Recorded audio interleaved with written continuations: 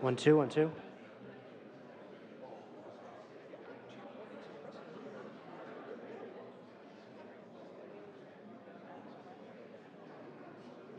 Distinguished guests, the President of the United States, accompanied by the Vice President of the United States.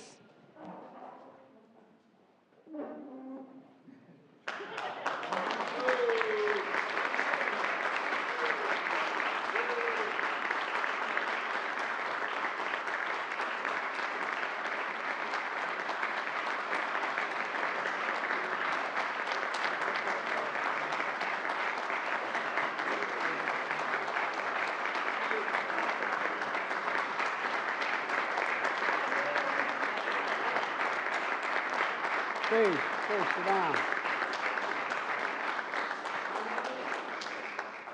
I told Governor Murphy once, every time I hear the President of the United States, I look around and say, where the hell is he? He's coming. Anyway, it's great to see you all. Sorry to keep you waiting. Look, I think we have a lot to cover, and quite frankly, I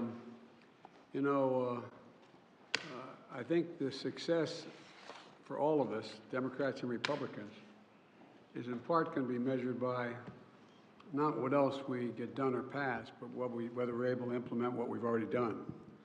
I know it's a problem having to deal with all the money we're sending you. I understand that, but you all think I'm kidding. I think it is part of a problem. Anyway, what I'm going to do is I'm going to be quiet, right? I'm going to turn it over to you. Thank you, Mr. President. Eventually, I'm going to say something to you. Okay? Good to see you, Governor Cox. Well, thank you so much, Mr. President, and welcome, governors, to the White House again this year. It's my honor to welcome you all again, and as you all know, the Biden-Harris administration has been focused on really laying out a strong, resilient economic recovery, and one that is also inclusive, an economy where work is rewarded, where equal pay isn't optimal, and our small businesses continue to flourish and remain the backbone of our economy. And last year when we came together, we talked about how we hit the ground running. And today I'm excited to bring us together again to report on the progress that we've made to date. But before we get started with the President and the Vice President, I wanted to turn it over to NGA's Vice Chair, Spencer Cox, from the state of Utah. Spencer? Thank you very much, Mr. President, Madam Vice President. Thank you for hosting us again. We're excited to be back in the White House with you. We're grateful for all the work that's been done. You may know this. We just spent some time with your cabinet members and some of your senior advisors. They were incredibly helpful. We thank them. I just want to thank you, Mr. President, for your sacrifice and the sacrifice of your family in serving our country. As chief executives, we understand a little bit the pressure that you face, the long nights, the hard days, the big decisions that you have to make, and we honor and respect your service to our country. I will just remind you that you are in a room full of my wife said I can't use my farm words, so the Get Stuff Done caucus. Governors get stuff done. I know we've heard you refer to Mitch as the hurry the hell up to get stuff done. So we are partners with you in getting that stuff done, and we look forward to working closely with you. Thank you, Mr. President. Well, thanks, Gov. And now we'll hear from our Vice President. Madam Vice President.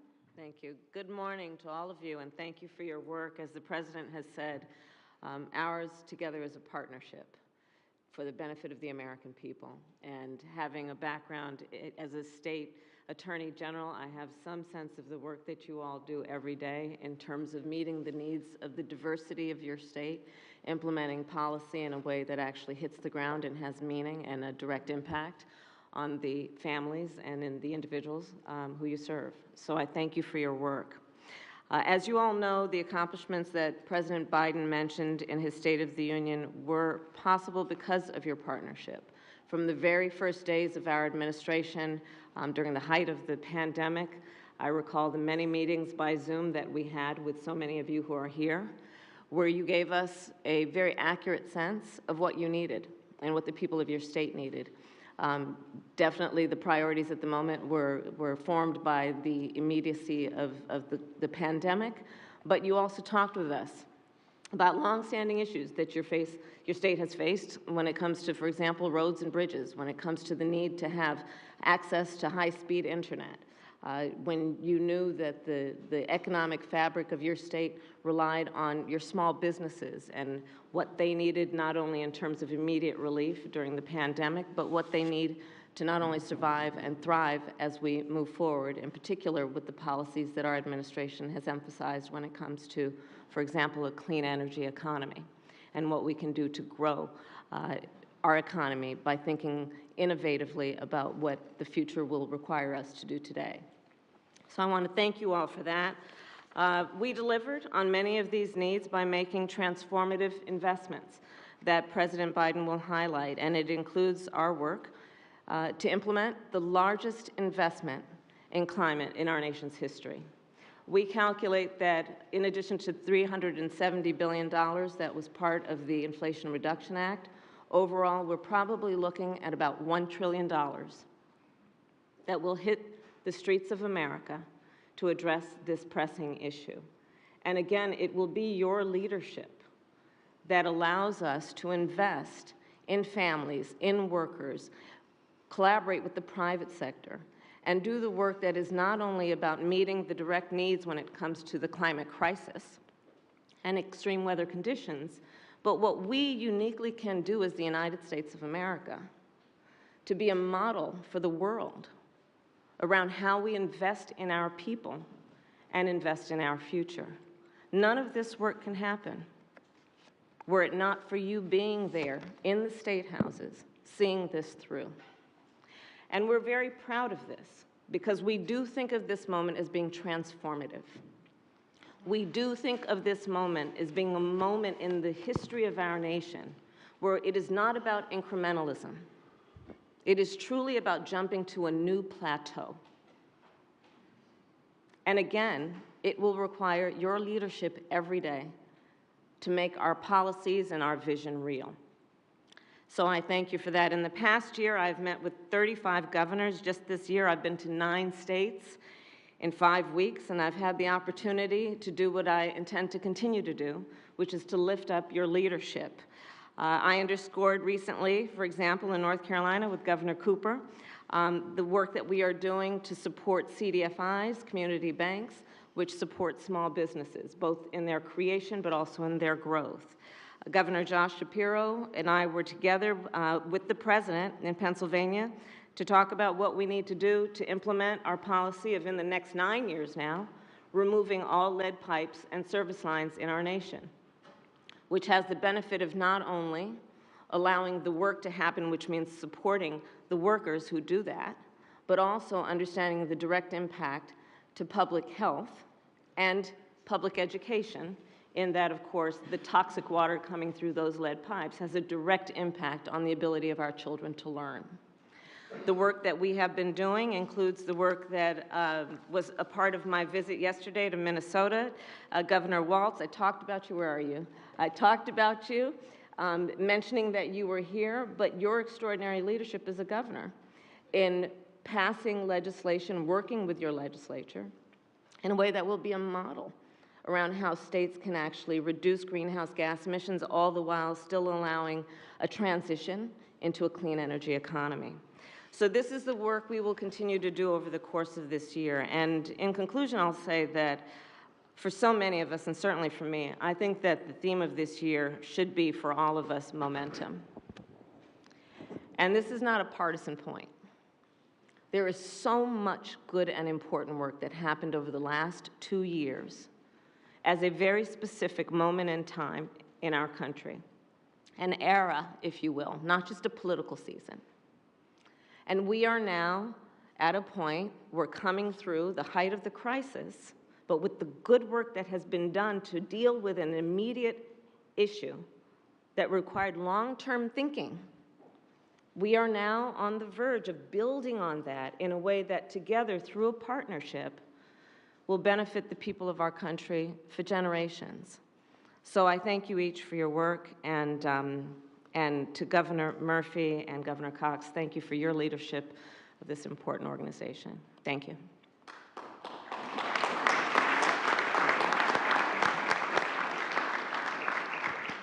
And I'd now like to turn it over to the Chair of NGA, Governor Murphy from New Jersey. Thank you, Julie. Mr. President, Madam Vice President, I echo Governor Cox's humility and honor with which we come this morning. Thank you so much for hosting us so graciously. We had a really good discussion prior to your coming in about the many accomplishments that you've achieved, the Biden-Harris administration has achieved over the past couple of years, the Inflation Reduction Act, the bipartisan infrastructure law, the CHIPS law, the last second and third of those that the NGA full-throatedly bipartisan support. And we are in the midst of implementation, as you well know. And it's these are game changers. Mitch and Mr. President, Kathy Hochul and I were together a couple of weeks ago in New York, 70,000 jobs on that one project alone. So these are game-changing investments in our country. We had a good discussion, I might also add, about workforce development. Governor Gianforte is going to lead us tomorrow in a discussion with business leaders about how we can prime the pump and get more workers into that pipeline, but a really good discussion. I thank you as well for your focus on mental health. One of the initiatives that we have is strengthening mental health among our kids, focusing on infant and maternal health as well as a part of that, and deep thanks for your leadership and support in all those endeavors. I'd say lastly, we had an executive committee meeting yesterday. There were about 9 or 10 of us, both parties, and I think there's a certain pride that we have in the National Governors Association that notwithstanding our political parties or differences, we can consistently come together and disprove the narrative that politics has gotten completely divisive. And I say that on behalf of a room full of both Democratic and Republican chief executives.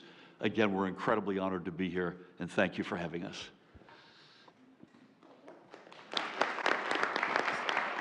Thanks, Dave. Gov, thanks. And, you know, we're honored to have you all. You guys make the trains run on time, figuratively speaking. Without you, none of this works. I mean, I really mean it. None of it works. And one of the things we have to do this year is we have, in a sense, almost too much to work with, because we got a lot we got to get done that we've already passed. And not even talking about new legislation, just what has already been passed. And you know, I know a lot of folks like to, and both our parties and the talking heads like to say there's not bipartisanship. 75% of what we did would not have happened without flat bipartisan. We would not have a $1.2 trillion infrastructure bill. That was a bipartisan initiative, real, and with many of you governors helping us push it over the line. We would not be in a position with the CHIPS Act, which is going to invest over $300 billion in the near term in the United States, making these chips and growing the economy. That was a bipartisan effort. We go down the list. And so I just think that one of the things we have a chance to do this year is disprove that we're just a broken system, that we're divided. We're just based on extremes in both parties, and we can't get anything done.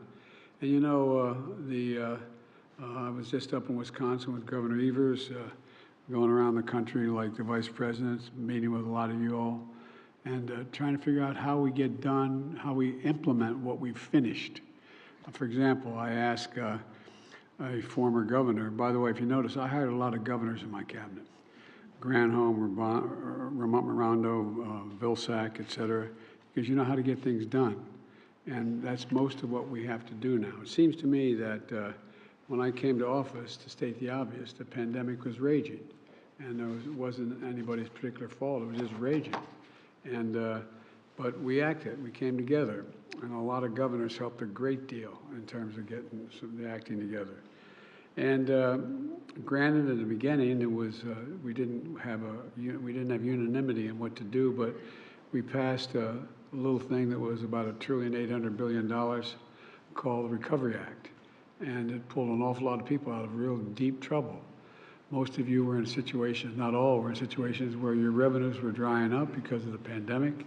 Things were shutting down, you're having to lay off first responders, teachers, nurses, doctors, et cetera.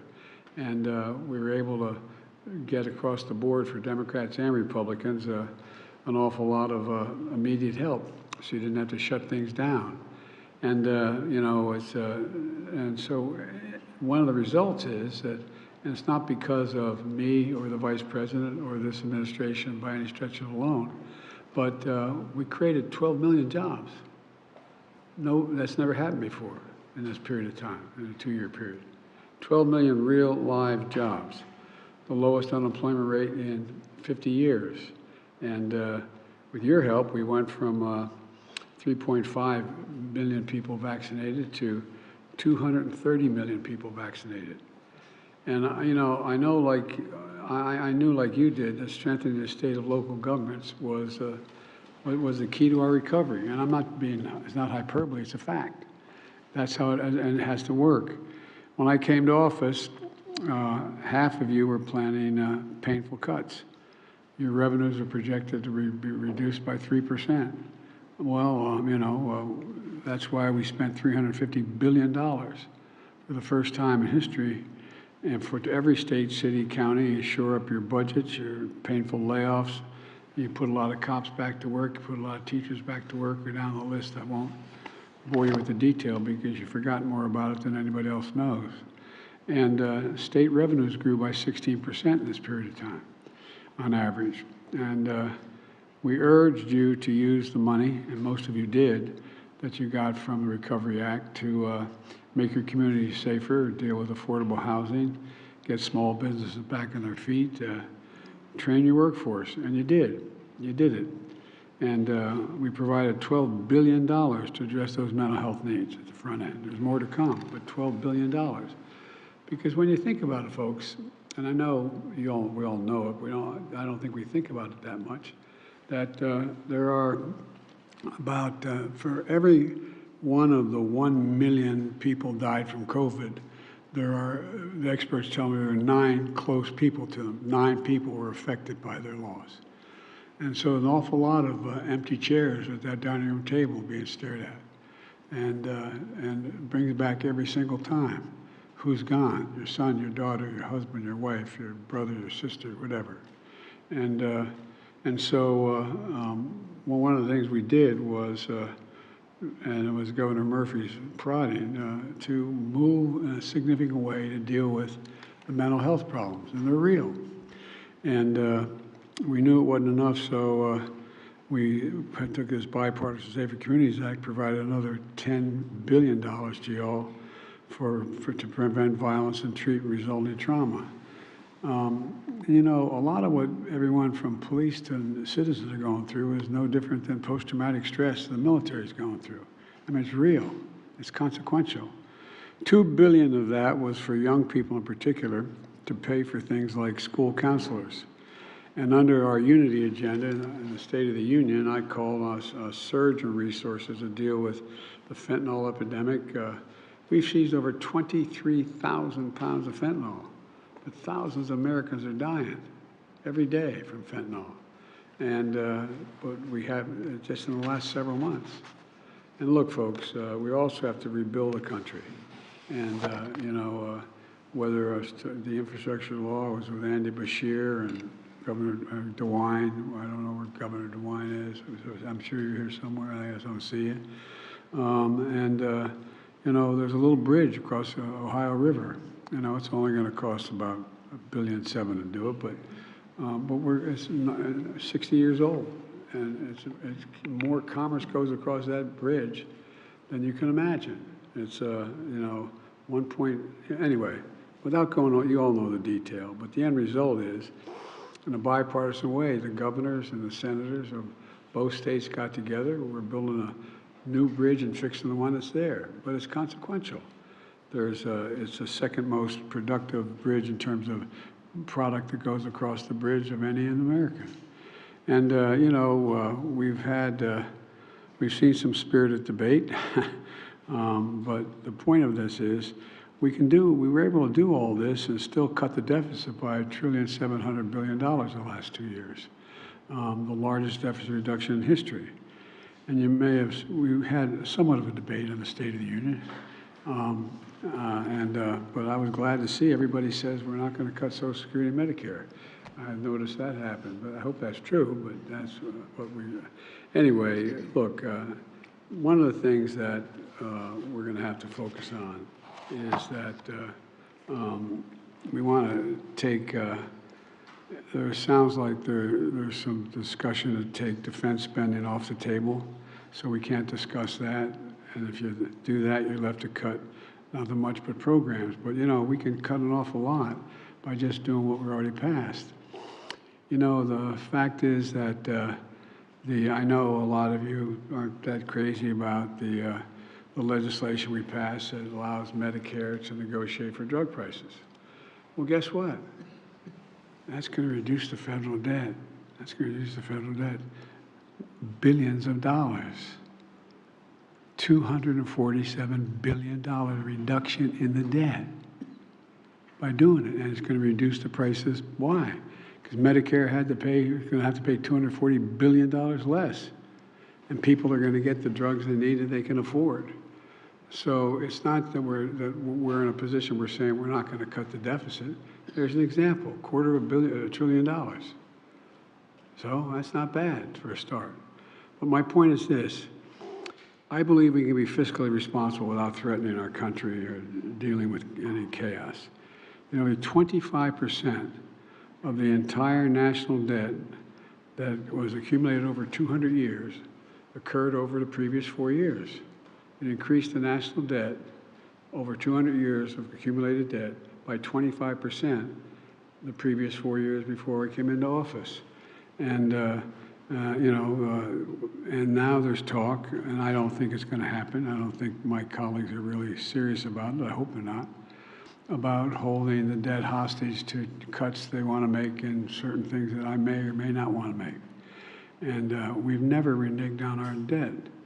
Our credit has been good for well over 200 years, not one single time. But remember, this debt we're talking about is accumulated over 200 years. It's not, it didn't occur in the last little bit.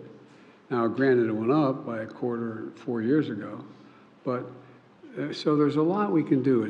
I think that we're going to pay our bills. Look, we've gotten a historic amount of legislation passed, and I'll end this by saying that, as all of you know, it doesn't stop here. I think we have to finish the job. For example, when we were debating whether or not to cut the cost of prescription drugs for those on Medicare. Well, I thought we should do it across the board. Why should the 220,000 kids who need insulin and are young kids, why should they pay $400, $500 a month when now seniors are only going to pay $15 or $35 a month? By the way, it costs $10 to make that insulin. Package it another $3. And so, listen, I think there's a lot we can do. I hope we can get together to finish the job on some of the things we have to do. A lot more to do, a lot more to say, but I'm anxious to hear from all of you. So, as my mother would say, I'm going to hush up and turn it back to Julia, and you tell me what we're doing. Great. Thank you so much, Mr. President. And at this point, we'll ask press to leave the room and get into our Q&A. I also want to take this opportunity to thank Bill McBride and the National Governors Association and your entire team for the